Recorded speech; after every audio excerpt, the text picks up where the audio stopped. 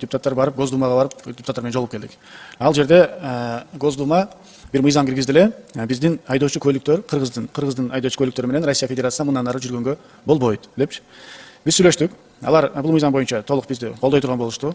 Ал эле эмес, аны инициатив эткен депутаттын өзү менен, фракциясы менен жолугуп дагы аларды артка кайтаргыла деп биз маселени козгодук да. Маселе ушу депутаттардын ортосунда чечилди деп айтсак болот, бирок бир маселе калып калды. Алар айтат, сиздер дагы бир эки мындай шак кылып коюңуздар дейт. Эмне кылалы десек, биз түшүндүрүп бердик. Бизде өтө ужесточение болду. Керек болсо президенттин племянницасы 5 жолу экзамен тапшырып ала албай койду. Ал жерде бизде маселе чечилди, андан кооптонбогула дедик. Анда дейт ошол база данных мен МВД аркылуу силер реалдуу түрдө ошол көлүктү алгандардын списогун бере аласыздарбы дейт. Анткени экинчи маселе бар экен, бул чоң дозу көйгөй 3000 сомго биздин айдоочу көлүктөрдү ал жерде подделка кылып сатышат экен. Башка жарандарчы.